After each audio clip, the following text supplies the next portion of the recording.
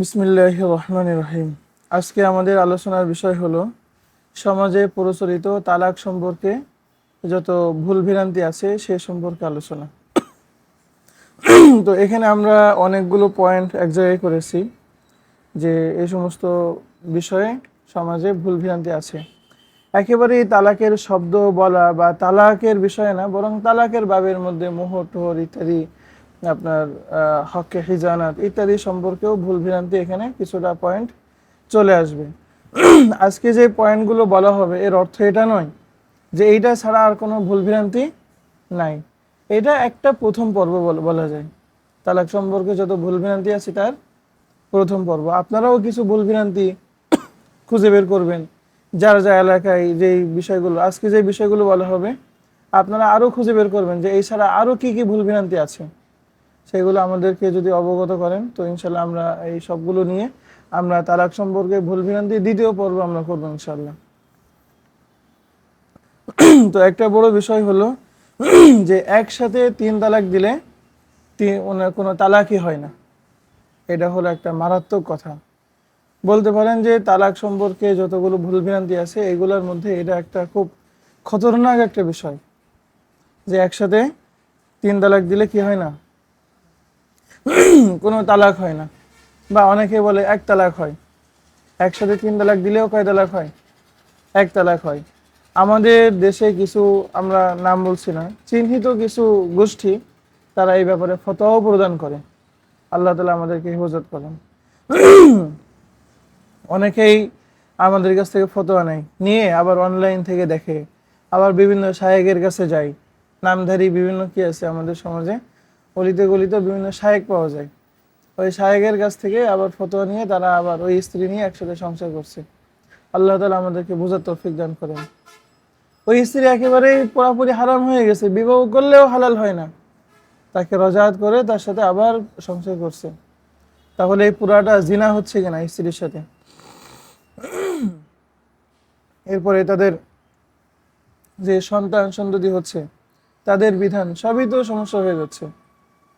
এই জন্য এই ধরনের খতরনাক ফতোয়া নিয়ে আমল করা যাবে না। বুঝতে পেরেছেন? আচ্ছা, এইটা দালিলি কি কি আলোচনা আছে এটা আপনাদের শীট দেওয়া হয়েছে, ওখানে একেবারে এই দালিলিক বিষয়গুলো আছে। আমরা আজকে যেহেতু সমাজের সাধারণ মানুষের জন্য বলছি, এই জন্য শুধু মূল মূল পয়েন্টগুলো নিয়ে আমরা আলোচনা করব। দালাইল ওখান থেকে আপনারা পড়ে নেবেন, ফতোয়া লিখবেন, ওখান থেকে ইয়াদ করবেন কি কি হাদিস আছে, কি কি আসার আছে এখানে। আচ্ছা, 2 নম্বর, রাগের মাথায় তালাক দিলে তালাক হয় না। আচ্ছা বলেন তো, রাগ ছাড়া কি মানুষ তালাক দেয়? নাকি রাগ হইলেই মানুষ তালাক দেয়? মানুষ কি খুব হাসি খুশি অবস্থায় আছে, খুব ভালো অবস্থায় আছে, এই অবস্থায় কি মানুষ তালাক দেয় নাকি? কেন দিবে? সে তো ভালোই আছে। আসলে রাগ হইলেই মানুষ তালাক দেয়।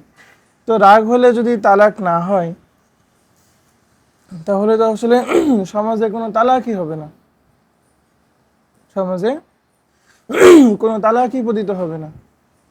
হ্যাঁ, এটার দালায়েল কি?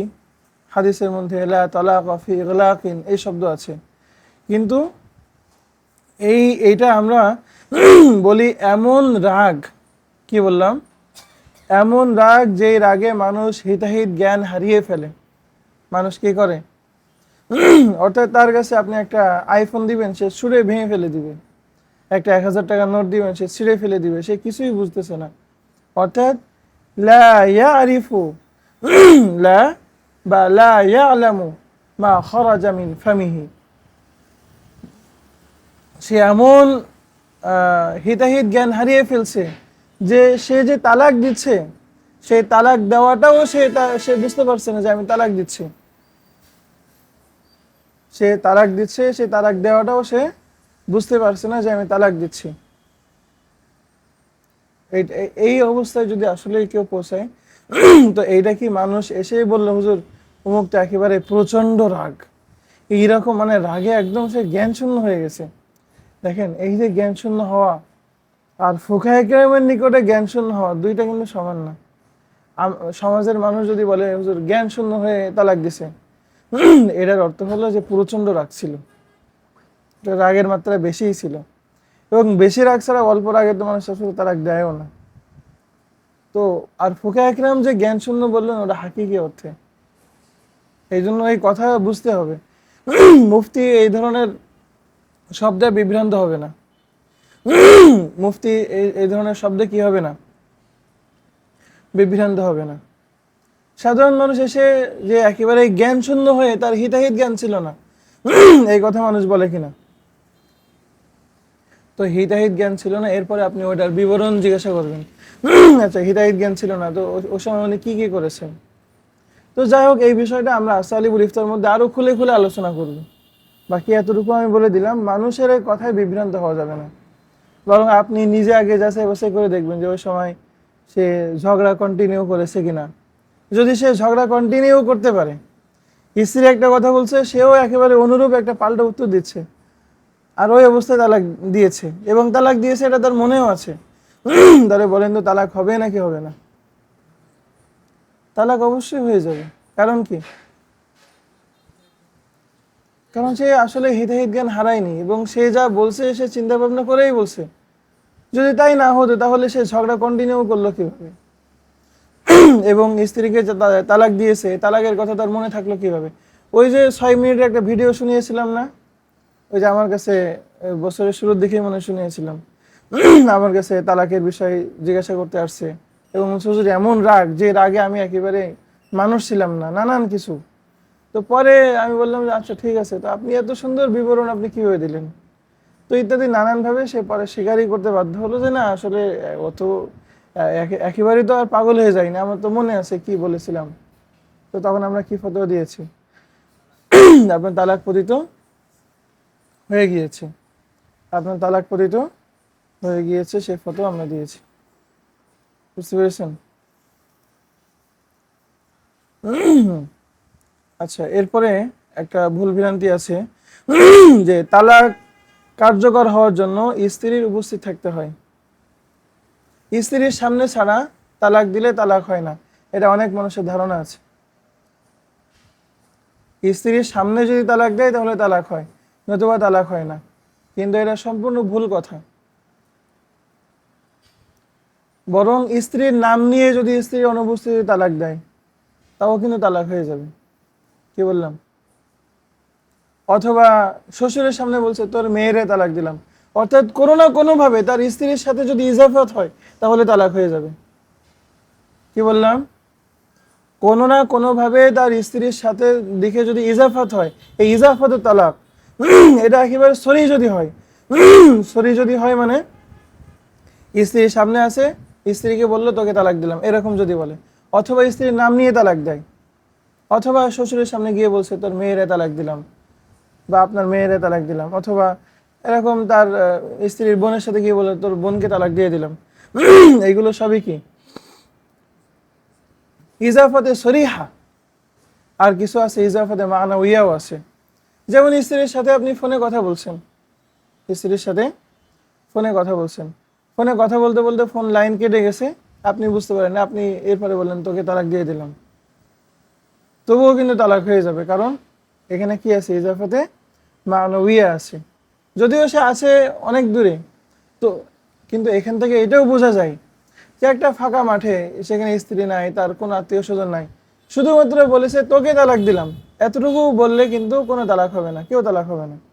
কারণ এটা স্ত্রীর দিকে কোনোভাবেই ইজাফত হয় না, না সরাহাতান, না কি কিনায়াতান, কোনোভাবেই কি হয় না। মনে মনে উদ্দেশ্য নিলেও, মনে মনে উদ্দেশ্য নিলে তালাক হয় না। আচ্ছা, এখান থেকে এইটাও একটু বলি, সমাজে অনেক মানুষ মনে করে তালাকের কথা চিন্তা করলে বোধহয় তালাক হয়ে যায়। যশের মধ্যে কিছু বড় বড় আলেমও আমার কাছে মাঝে মাঝে জিজ্ঞাসা করেছে, বিভিন্ন মাদ্রাসার বড় বড় আলেম, যে মনে মনে কল্পনা করলে কি তালাক হয়? আমি জিজ্ঞাসা করেছি জবানে কোনো উচ্চারণ হয়েছে, জিহ্বা নড়েছে? না, জিহ্বা নড়েনি, এটা তাসাউর হয়েছে। না, তাসাউর হলে তালাক হয় না। কি বললাম? তাসাউর হলে তালাক হয় না। অর্থাৎ এখানে মূল নীতি মনে রাখবেন, যেই ধরনের পড়ার দ্বারা নামাজের কেরাত সহি হয়, ওই রকম ভাবে তালাক বা তালাকের ইস্তেসনা, আজাদ করা ইত্যাদি এগুলোও সহি হয়। অর্থাৎ যেটা আপনার জিহ্বা নড়ছে, আপনার কি হচ্ছে, কিন্তু একেবারেই জিহ্বা স্থির, ঠোঁট স্থির, এই অবস্থায় যদি আপনি তালাক দেন, এই তালাক কি হবে না, কার্যকর হবে না। এটাকে বলা হয় কল্পনা, যেখানে জিহ্বা নড়বে না, ঠোঁটও নড়বে না, এটাকে কি বলা হয়, কল্পনা। এই কল্পনার মাধ্যমে কোনো তালাক হয় না। তালাক হতে গেলে কি লাগে, কথা বলেন? অন্তত তাসহিহুল হুরুফ লাগবে, এই হরফগুলো যে আপনি উচ্চারণ করেছেন সেইটা আপনার লাগবে। অন্তত এতটুকু যদি না হয় তাহলে কোনো তালাক কার্যকর হবে না।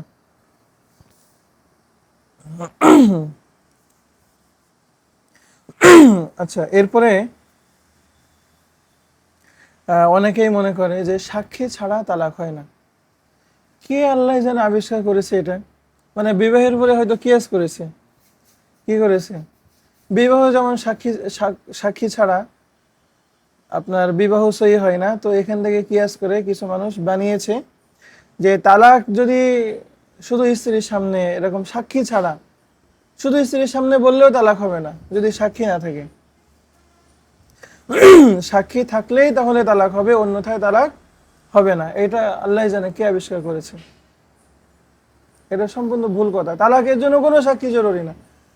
আপনি যদি একেবারে নির্জনে নিভৃতে এক জায়গায় বসে যদি আপনার স্ত্রীর নাম নিয়ে একেবারে নাম আপনার আপনার কানে শোনাও জরুরি না, আপনি জিহ্বা নাড়িয়ে ঠোঁট ঠোঁট নাড়িয়ে শুধু তালাক এটা বললেন আপনার স্ত্রীর নাম নিয়ে, তবুও কি হয়ে যাবে? আপনার স্ত্রী থাকাও জরুরি না, আপনার সাক্ষী থাকাও জরুরি না, কাজী অফিসের গিয়ে রেজিস্টার করা এটাও জরুরি না। অনেকেই আবার এটা মনে করে, এটা আরেকটা পয়েন্ট, কাজীর কাছে গিয়ে যদি তালাক রেজিস্ট্রি না করি তাহলে তালাক হবে না। দেশীয় আইন আদালতে আপনি তালাক দিয়েছেন, তার ডকুমেন্ট ঠিক আছে, কাজী সাহেবের ওই নোটিশ, কিন্তু আপনার আল্লাহ তাআলার আইনে কিন্তু আপনি একা একা তালাক দিয়েছেন, ওই তালাকই কিন্তু কার্যকর হয়ে যাবে। স্বামী যদি ইকরার করে যে আমি তালাক দিয়েছি, তাহলে কিন্তু এটা তালাক পতিত হয়ে যাবে। এখানে কোনো সাক্ষী লাগবে না, কোনো কাজই লাগবে না।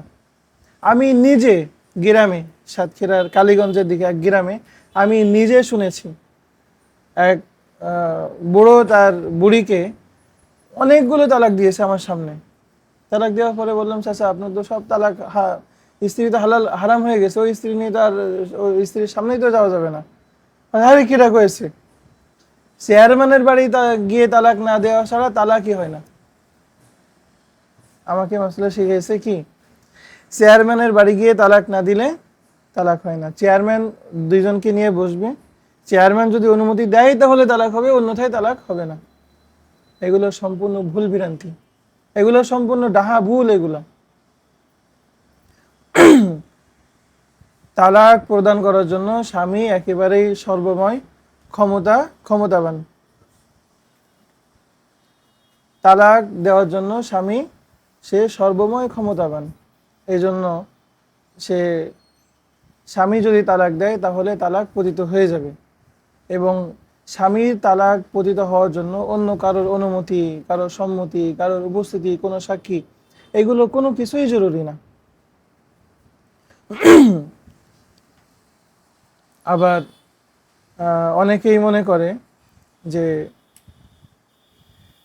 যদি স্বামী স্ত্রীকে তালাক গ্রহণের ক্ষমতা অর্পণ করে তাহলে তার তালাক কমে যায়। যদি এক তালাকের ক্ষমতা দেয় তাহলে স্বামীর এক তালাকের ক্ষমতা কমে যায়।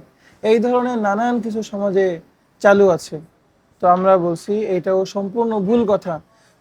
স্বামী যদি স্ত্রীকে তালাক গ্রহণের ক্ষমতা প্রদান করেও, সেক্ষেত্রেও স্বামীর কোনো তালাকের ক্ষমতা, একটা কোনো কোনো কোনো ধরনের ক্ষমতা এটা কমে না। আচ্ছা, এর পরের বিষয় হলো যে মাসিক অবস্থায় বা হায়েজ অবস্থায় তালাক দেওয়া। যে অনেকেই মনে করে মাসিকের সময় হায়েজ অবস্থায় তালাক দিলে তালাক কার্যকর হয় না, কিন্তু এটাও সম্পূর্ণ একটা ভুল কথা। হ্যাঁ, হায়েজ অবস্থায় যদি তালাক প্রদান করে তাহলে এই তালাক প্রদান করাটা নাজায়েজ, তার জন্য রাজাত করা এটা জরুরি, কিন্তু এর অর্থ এটা না যে এই তালাক পতিত হবে না, এই তালাক কার্যকর হবে না। এইটা সম্পূর্ণ ভুল কথা। অর্থাৎ তালাক অবশ্যই কার্যকর হবে, নাজায়েজ কিন্তু তালাক কার্যকর হয়ে যাবে। এই যে এক শব্দে তিন তালাক দেওয়া, এক শব্দে তিন তালাক দেওয়া এটাও নাজায়েজ, কিন্তু অবশ্যই সেই তিন তালাক কার্যকর হয়ে যাবে। নাজায়েজ এই জন্য কার্যকর হবে না এটা কিন্তু সহি কথা না। সহি কথা হলো নাজায়েজ হলেও কার্যকর হয়ে যাবে। অনেকেই মনে করে যে তালাক আমি দিচ্ছি, শুধু তালাক দিলেই হয় না, বরং বায়ান তালাক দিতে হয়। তো এইটাও সম্পূর্ণ ভুল কথা। বায়ান তালাক দেওয়াও নাজায়েজ। বায়ান তালাক দেওয়া, তিন তালাক একসাথে দেওয়া, এগুলো বিদআত আমল, এগুলো হলো নাজায়েজ কাজ। তবে যদি প্রথমেই বায়ান তালাক দেয় তবুও তার তালাক হয়ে যাবে। আমরা এই পর্যায়ে এসে একটু স্পষ্টভাবে বলতে চাই যে তালাক হলো একেবারেই যে কোনো প্রয়োজনে বা বিনা প্রয়োজনে দেওয়ার মতো কোনো বিষয় না। যদি কোনো দাম্পত্য সম্পর্ক এমন জটিলতায় পৌঁছায় যে জটিলতায় পৌঁছানোর পর আর তালাক ছাড়া দ্বিতীয় কোনো উপায় থাকে না, এরা সীমাহীন দুর্বিষহ হয়ে উঠেছে, তো সেখান থেকে পরিত্রাণের জন্য, নিষ্কৃতির জন্য তালাক হলো সর্বশেষ পথ। এই জন্য তালাক যে উদ্দেশ্যে শরীয়ত সম্মত হয়েছে সেই উদ্দেশ্যে আমরা ব্যবহার করব। আমরা যত্রতত্র তালাক দেব না। এটা বিনা কারণে তালাক দেওয়া এটা অনেক বড় অন্যায় কথা। মুসলমানদের এটা থেকে বিরত থাকা জরুরি। এবং মনে রাখতে হবে তালাক হলো এটা আবগজুল মুবাহাত, এটা হলো সর্বনিকৃষ্ট একটা বৈধ জিনিস। আল্লাহ তাআলার কাছে তালাক এটা অত্যন্ত অপছন্দনীয় একটা জিনিস। এই জন্য আমরা বিনা কারণে বা কথায় কথায় আমরা তালাক দিব না। আমাদের সমাজের একটা অনেক বড় ভুল আমল আছে, সেটা হলো অনেকেই তালাক দিয়ে থাকে একেবারেই বিনা প্রয়োজনে। মানে ঝগড়া হচ্ছে, তো তালাক না দিলে কেমন যেন তার রাগ মেটে না। এটা সম্পূর্ণ ভুল কথা। মানে কথায় কথায় তালাক নয়, রাগ হলেই, ঝগড়া হলেই তালাক দিতে হবে, এটা সম্পূর্ণ ভুল কথা। এটা থেকে অবশ্যই আমাদের বিরত থাকতে হবে। অনেকেই মনে করে গর্ভাবস্থায় যদি তালাক দেয় তাহলে তালাক হয় না, এটাও ভুল কথা। গর্ভাবস্থায় যদি তালাক দেয় তবুও তালাক কার্যকর হয়ে যাবে, সেটা এক তালাক দিক, দুই তালাক দিক, তিন তালাক দিক, সর্বাবস্থায় তালাক হয়ে যায়। আবার অনেকেই মনে করে যে হাসির ছলে বা ঠাট্টা আড্ডা দিয়ে যদি কোনো স্বামী তার স্ত্রীকে তালাক দেয় তাহলে তালাক হয় না, এটাও সম্পূর্ণ ভুল কথা। অর্থাৎ খেল তামাশা করে, ঠাট্টা বা ইয়ার্কি করেও যদি কোনো ব্যক্তি তার স্ত্রীকে তালাক দেয় তবুও তালাক কার্যকর হয়ে যায়, এক্ষেত্রে কোনো সন্দেহ করা যাবে না।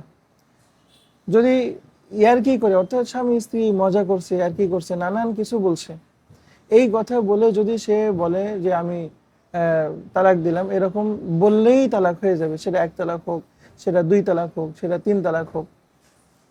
তবে তারা দেখা যাচ্ছে ইয়ার্কি করছে, করতে করতে স্বামী তার স্ত্রীকে বলছে ব্রেকআপ, এই শব্দটা বললো, তাহলে এই ব্রেকআপ শব্দ এটা যেহেতু একটা কেনাই বা প্রচ্ছন্ন শব্দ, এই জন্য এখানে দেখতে হবে তালাকের নিয়ত আছে কিনা। যদি তালাকের নিয়ত থাকে সেক্ষেত্রে তালাক হবে, আর তালাকের নিয়ত না থাকলে তালাক পতিত হবে না। আবার একটা শব্দ আছে আড়ি, এই আড়ি শব্দ এটা আসলে কোনো তালাকেরই শব্দ না, এই জন্য আড়ি শব্দের মাধ্যমে যদি তালাক দেয় তাহলে তালাক পতিত হবে না, সেটা তালাক দেওয়ার নিয়ত থাকুক বা না থাকুক সর্বাবস্থায় একই কথা। আচ্ছা, আবার সমাজে কিছু মানুষ আছে তারা মনে করে যে তালাক দিতে হলে স্ত্রীর সম্মতি লাগে, স্ত্রী যদি অনুমতি দেয় তাহলে তালাক পতিত হবে, আর স্ত্রী তালাক অনুমতি না দিলে তালাক পতিত হবে না। এইটাও সম্পূর্ণ একটা ভুল কথা। অর্থাৎ আমরা আগেই বলেছি তালাক প্রদান করার জন্য স্বামী একেবারেই স্বয়ংসম্পূর্ণ, কারোর অনুমতি দরকার নাই, কারোর উপস্থিতি দরকার নাই, শুধুমাত্র স্ত্রীর দিকে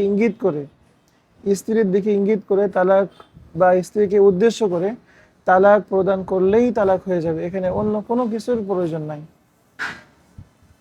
তবে হ্যাঁ, যদি খোলা তালাক করে, খোলা তালাক অর্থাৎ পারস্পরিক সম্মতিতে, অর্থাৎ উভয়ের সম্মতিতে, উভয়ের একটা মীমাংসা, অর্থাৎ আপোষ মীমাংসা তালাক যেটা আমাদের সমাজে বলা হয়, সেখানে স্বামী যেমন বলে আমার কোনো দেনা পাওনা নাই, স্ত্রীও ঘোষণা দেবে আমার কোনো পাওনা নাই ইত্যাদি, এরকম বলে একেবারে প্রত্যেকের থেকে সম্পূর্ণ সম্পর্কহীনতা এবং আপোষ মীমাংসার যে তালাক, এটাকে শরীয়তের পরিভাষায় খোলা তালাক বলা হয়।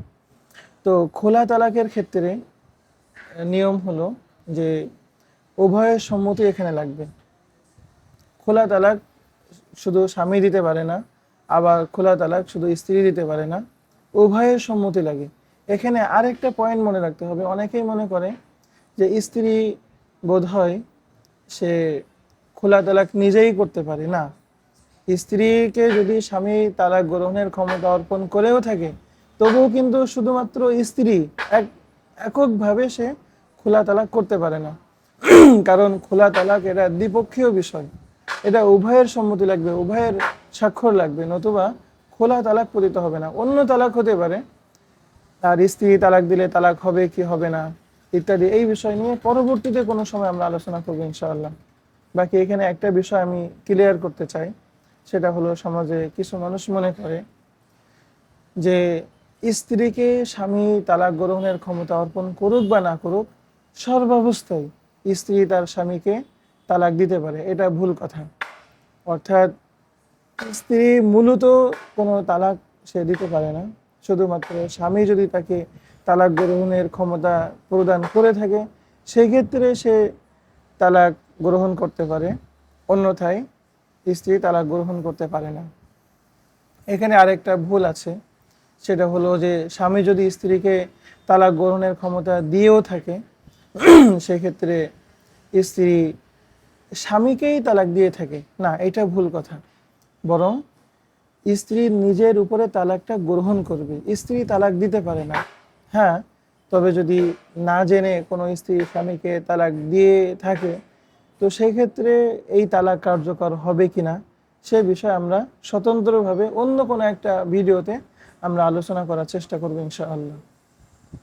আচ্ছা, এখন আসেন, অনেকেই মনে করে আরেকটা ভুল, আরেকটা নতুন পয়েন্ট, যে SMS এর মাধ্যমে বা হোয়াটসঅ্যাপে, মেসেঞ্জারে বা ডিজিটাল কোনো মাধ্যমে যদি তালাকের কথা লিখে পাঠায়, তাহলে স্ত্রী যদি ওইটা না দেখে, স্ত্রী দেখার আগে যদি ডিলিট করে দেয়, তাহলে তালাক হয় না। এটাও অত্যন্ত একটা ভুল কথা। অবশ্যই এটা ভুল কথা, এখানেও তালাক কার্যকর হয়ে যাবে। এমনকি আমি শুধু মোবাইলে লিখলাম আমি আমার স্ত্রীকে তালাক দিলাম, এরকম কথা যদি কেউ লিখেছে, তো লেখার সাথে সাথেই তালাক হয়ে যায়, সেটা সে পাঠাক বা না পাঠাক। স্ত্রীর নম্বরে সেন্ড না করলেও তালাক হয়ে যাবে। আর সেন্ড করার পরে তো এটা তালাক হবে, এটা বলাই বাহুল্য। এমনকি সেটা স্ত্রী দেখুক বা না দেখুক, সর্বাবস্থায় তালাক পতিত হয়ে যাবে। সেটা 1 তালাক দিয়ে থাকুক বা 2 তালাক দিয়ে থাকুক বা 3 তালাক দিয়ে থাকুক, সর্বাবস্থায়। আচ্ছা, এরপরে আরেকটা মৌলিক পয়েন্ট হলো যে 1 তালাক বা 2 তালাকে রাজাই যদি প্রদান করে, অর্থাৎ স্পষ্ট শব্দে 1 তালাক বা 2 তালাক যদি প্রদান করে, তাহলে অনেকেই মনে করে যে আর ওই স্ত্রীকে নিয়ে সংসার করা যাবে না, এরকম মনে করে থাকে। অথবা ওই স্ত্রীকে আবার বিবাহ করতে গেলে বিবাহ করা ছাড়া ওই স্ত্রীকে নিয়ে আর সংসার করা যাবে না। এখানে একটু মনে রাখতে হবে, রজাই তালাক তথা স্পষ্ট শব্দে যে তালাকগুলো প্রদান করা হয়, সেটা 1 তালাক বা 2 তালাক পর্যন্ত এটা স্ত্রীকে বিবাহ করা লাগে না। বরং তাকে যদি বলে যে আমি আমার স্ত্রীকে ফিরিয়ে নিলাম, শুধু এতটুকু বললেই তাদের বিবাহ আবার বহাল হয়ে যায়। তো এই জন্য এটা মনে রাখতে হবে, স্পষ্ট শব্দে 1 তালাক অথবা 2 তালাক যদি প্রদান করা হয়, তো সেই ক্ষেত্রে আবার নতুন করে বিবাহ করা লাগে না। তবে সমাজে একটা আছে বায়েন তালাক। আমরা আগেই বলেছি বায়েন তালাক দেওয়া নাজায়েজ, বায়েন তালাক দিলে গুনাহ হয় কিন্তু কার্যকর হয়। তো বায়েন তালাক যদি কোনো সময় দেওয়া হয়ে গিয়ে থাকে, তো শুধুমাত্র বায়েন তালাকের ক্ষেত্রে 1 তালাক বা 2 তালাকের ক্ষেত্রে যদি হয়, তাহলে আবার নতুন করে যদি সাক্ষীদের সামনে নতুন করে মোহর ধার্য করে বিবাহ করে, তাহলে ওই স্ত্রীর সাথে আবার সংসার করা জায়েজ হয়। আচ্ছা, এখানে আবার একটা বড় ভুল ভ্রান্তি আছে, সমাজের কিছু মানুষ মনে করে থাকে যে 3 তালাক দেওয়ার পরেও ওই স্ত্রীকে যদি নতুন করে বিবাহ করা হয় তাহলে বোধ হয় স্ত্রীর সাথে আবার সংসার করা জায়েজ হয়ে যায়। কিন্তু এটাও সম্পূর্ণ ভুল কথা। 3 তালাক দেওয়ার পর ওই স্ত্রীকে নিয়ে আর সংসার করার কোনো সুযোগই নাই। ওই স্ত্রীকে যদি বলে আমি আমার স্ত্রীকে ফিরিয়ে নিলাম, তবুও সে তার স্ত্রী হবে না। আবার যদি সাক্ষীদের সামনে নতুন মোহর ধার্য করে বিবাহ করে, তবুও কিন্তু সেই বিবাহ সই হবে না। কারণ ওই স্ত্রীকে নিয়ে সংসার করার আর সুযোগ নাই। তবে হ্যাঁ, একটা ক্ষীণ সুযোগ আছে। সেই ক্ষীণ সুযোগটা হলো যে তালাক দেওয়ার পর প্রথম স্বামীর যে তালাক দেওয়ার পর ইদ্যত পালন করবে। এই ইদ্যত হলো যদি তার প্রতি মাসে তার পিরিয়ড হয় তাহলে 3 পিরিয়ড পরে 3 পিরিয়ড পর্যন্ত অপেক্ষা করবে। এই 3 পিরিয়ড পরে সে অন্য কোনো এক জায়গায় বিবাহ করবে। এই বিবাহটা একেবারে শর্ত মুক্ত বিবাহ হতে হবে। অনেকে এরকম করে যে আমি তোমার সাথে বিবাহ করলাম, একদিন পরে আমাকে তালাক দিয়ে দিতে হবে, এরকম কোনো শর্ত না। একেবারে শর্তহীনভাবে নিঃশর্ত বিবাহ করতে হবে। বিবাহ করার পরে ওই মহিলা ওই দ্বিতীয় স্বামীর সাথে খুব স্বাভাবিকভাবেই ঘর সংসার করবে। এমনকি তার সাথে অন্তত একবার মিলন হওয়া লাগবে। এরপর ওই দ্বিতীয় স্বামী যদি কোনো কারণে মারা যায় অথবা দ্বিতীয় স্বামী যদি এই মহিলাকে তালাক দিয়ে দেয়, তো সেই মৃত্যু বা ওই তালাকের ইদ্যতের পর, যদি ইদ্যত বলতে যদি তালাকের ইদ্যত হয় তাহলে 3 পিরিয়ড, আর যদি মৃত্যুর ইদ্যত হয় তাহলে 4 মাস 10 দিন। এরপরে আবার প্রথম স্বামীর কাছে যদি আসে তাহলে তারা আবার সাক্ষীদের সামনে নতুন মোহর ধার্য করে পুনরায় আবার বিবাহ করতে পারে। এই একটা সুযোগ ছাড়া, এবং আমি যেই প্রসেসে বললাম এই প্রসেস ছাড়া অন্য কোনোভাবে বিবাহ করার আর কোনো ধরনের সুযোগ ইসলামে নাই। আর অন্য কোনো ধরনের সুযোগ যদি এখানে অনুসন্ধান করা হয়, এখানে যদি বানানো হয়, সেটা সম্পূর্ণ নাজায়েজ হবে। ওই স্ত্রীকে নিয়ে থাকা সম্পূর্ণ হারাম হবে। ওই স্ত্রীর সাথে যদি মিলন হয় তাহলে সেটা জিনা এবং ব্যভিচার বলে গণ্য হবে। আল্লাহ তাআলা আমাদের বোঝার তৌফিক দান করেন। অনেকেই মনে করে স্ত্রীর ইদ্যত মানেই 3 মাস। না, ইদ্যত মানেই 3 মাস না। এই 3 মাসের ইদ্যত হলো শুধুমাত্র ওই মহিলাদের ক্ষেত্রে যাদের পিরিয়ড হওয়ার মতো বয়স হয়নি, অথবা এত বৃদ্ধা হয়ে গেছে যে তার আসলে পিরিয়ড আর হবে না সামনে, একেবারেই তার শেষ, বয়স শেষ, হায়াতের একেবারে শেষের দিকে, বয়োবৃদ্ধা হয়ে গেছে, সামনে আর পিরিয়ড আসার মতো অবস্থা তার আর নাই, তার ক্ষেত্রে 3 মাস ইদ্যত। কিন্তু এছাড়া যে সমস্ত মহিলাদের পিরিয়ড হয় তাদের তাদের ইদ্যত হলো, যদি তালাকের ইদ্যত হয় তাহলে 3 পিরিয়ড, তালাক হওয়ার পর থেকে 3 পিরিয়ড, সেটা যতদিনে হোক। আর যদি মৃত্যুবরণ করে স্বামী, তো সেই ক্ষেত্রে কিন্তু 4 মাস 10 দিন, একদিনও কম করা যাবে না, একেবারেই 4 মাস 10 দিন। হ্যাঁ, এই 4 মাস হলো, এটা ইংরেজি মাস না, এটা হলো আরবি মাস। আরবি মাস হলো 29 বা 30-এ হয়, কখনো 31-এ হয় না। আচ্ছা, তো এরপরে একটা বিষয় হলো যে তালাক দিলে দেনমোহর মাফ হয়ে যায়। আমাদের সমাজে কিছু মানুষ মনে করে যে তালাক দিলে দেনমোহর মাফ হয়ে যায়। এটা সম্পূর্ণ ভুল কথা। তালাক দিলে দেনমোহর মাফ হয় না। শুধুমাত্র খোলা তালাক যদি হয়, আপোষ মীমাংসা তালাক যদি হয়, তো এই খোলা তালাকের ক্ষেত্রে দেনমোহর মাফ হয়। অন্য কোনো ক্ষেত্রে কিন্তু দেনমোহর মাফ হয় না। এটা কিন্তু আমাদের মনে রাখতে হবে। এবং এই ইদ্যতের বিষয় যেহেতু আলোচনা হয়েছে, তো এখানে আমি একটু বলে রাখতে চাই, অনেক মানুষ মনে করে যে স্ত্রী তালাক হয়েছে অথবা স্বামী মারা গেছে, এখনই স্ত্রীকে ওই স্বামীর বাসা থেকে বের হয়ে অন্য কোনো জায়গায় চলে যেতে হবে না। বরং ইদ্যৎকালীন সময় স্ত্রী কিন্তু ওই স্বামীর বাড়িতেই অবস্থান করবে। ওই স্বামীর আয় করা খানা সে খাবে, অর্থাৎ স্বামীর জন্য জরুরি যে তাকে ইদ্যৎকালীন সময়ে তার ভরণ পোষণের ব্যবস্থা করা।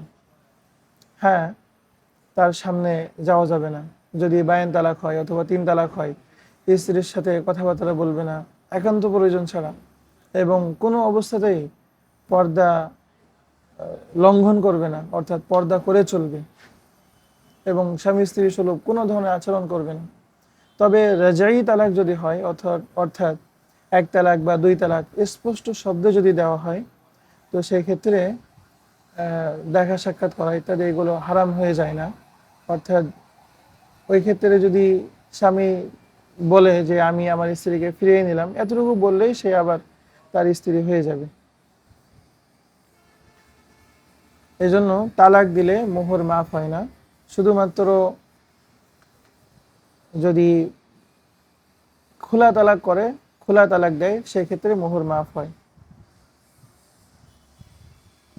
আচ্ছা, তো অনেক ক্ষেত্রে একটা বিষয় এখানে আসে যে তালাক হয়ে গেছে, স্বামী স্ত্রী একটা রুম ভাড়া করে শহরে থাকতো, এখন বায়েন তালাক হয়ে গেছে অথবা 3 তালাক হয়ে গেছে। আমরা তো বললাম যে তালাক হওয়ার পরেও স্ত্রী স্বামীর বাড়িতেই থাকবে, কিন্তু এখন একটা রুমের মধ্যে পর্দা রক্ষা করা অনেক মুশকিল।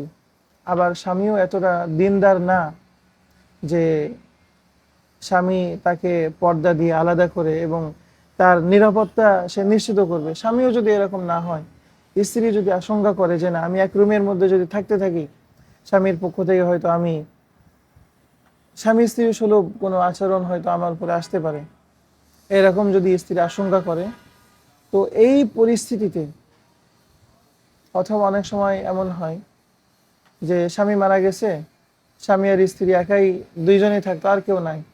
এখন এমন বাসা যে বাসায় স্ত্রী একা একা থাকতে পারবে না, তার ভয় লাগবে অথবা তার জানমালের উপর আশঙ্কা করছে, এই সমস্ত ওজরের কারণে, যে স্বামীর পক্ষ থেকে কোনো আক্রমণ অথবা স্বামী মারা গেছে, সে একা একা ওই বাসায় থাকতে পারছে না, এই সমস্ত ওজরের কারণে ইদ্যৎকালীন সময়েও স্ত্রী স্বামীর বাড়ি ছেড়ে, মানে স্ত্রী তার বাপের বাড়ি হোক, তার ভাইয়ের বাড়ি হোক, যে কোনো একটা জায়গায় গিয়ে ইদ্যৎ পালন শুরু করতে পারে।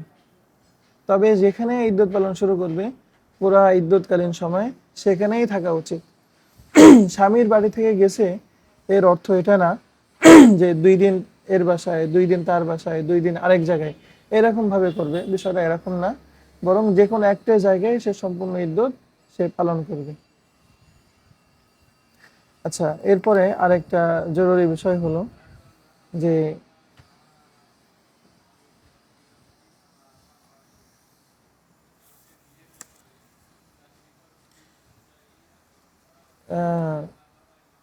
মনে মনে চিন্তা করলে তালাক হয় না, এই বিষয়টা আমরা স্পষ্ট বলেছি। অনেকেই মনে করে যে স্পষ্ট শব্দে যদি তালাক দেওয়া হয়, যে 1 তালাক দিলাম, 2 তালাক দিলাম, এরকম স্পষ্ট শব্দে তালাক দেওয়ার ক্ষেত্রে কিছু কিছু মানুষ মনে করে যে এখানেও নিয়ত জরুরি, তালাক দেওয়ার নিয়ত জরুরি। যদি তালাক দেওয়ার নিয়ত না থাকে তাহলে তালাক হবে না। এটাও সম্পূর্ণ ভুল কথা। যদি স্পষ্ট শব্দে তালাক দেয়, সেক্ষেত্রে যদি তালাক দেওয়ার নিয়ত নাও থাকে তবুও তালাক হয়ে যায়। আচ্ছা, সমাজে কিছু মানুষ মনে করে যে নেশাগ্রস্ত অবস্থায়, আমরা প্রথমেই বলছি যে নেশা করে মাতাল হওয়া এটা সম্পূর্ণ হারাম, এটা অনেক বড় কবিরা গুনাহ। কিন্তু কোনো ব্যক্তি নেশা করেছে, নেশা করে সে ভুল বকছে, তো ভুল বকার সময় যদি সে তালাক দিয়ে দেয়, তাহলে তার তালাক পতিত হয়ে যাবে।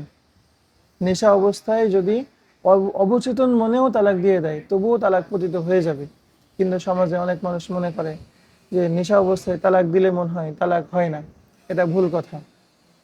এখানে আবার সমাজে কিছু মানুষ মনে করে ঘুমের মধ্যে যদি স্পষ্ট শব্দে, অনেকে এরকম হয়তো তালাক দিয়ে ফেলে ঘুমের মধ্যে, স্বপ্নের মধ্যে। দেখেন, ঘুমের মধ্যেও যদি কেউ তালাক দিয়ে দেয় তাহলে কিন্তু তালাক হয় না। স্পষ্ট শব্দেও যদি ঘুমের মধ্যে তালাক দেয়, অর্থাৎ এমন এমন ঘুমে যে সে অনিচ্ছাকৃত তার মুখ দিয়ে স্বপ্নের মধ্যে, স্বপ্নের ঘোরে, ঘুমের ঘোরে বের হয়ে গেছে, তো এই তালাক পতিত হয় না।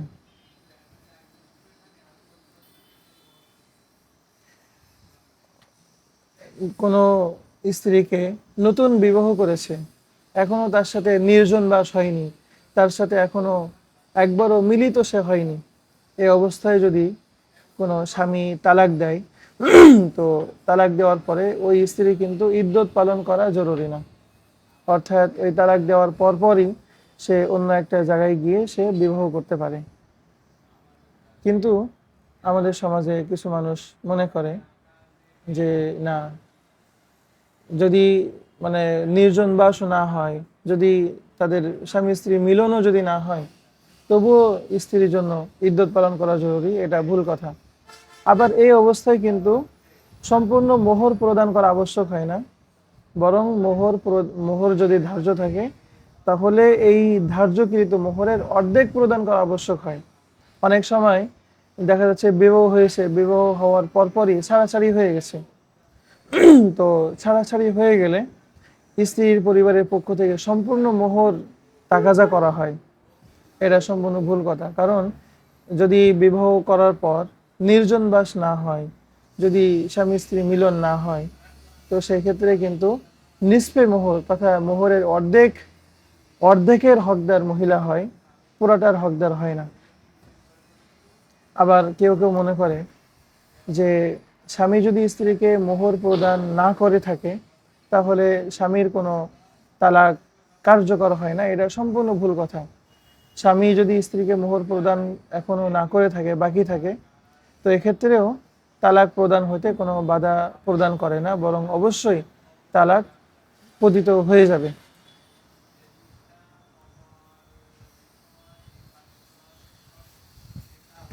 আচ্ছা, এখনো আমাদের সমাজে এছাড়াও আরো অনেক ধরনের ভুল ভ্রান্তি এটা সমাজে চালু আছে।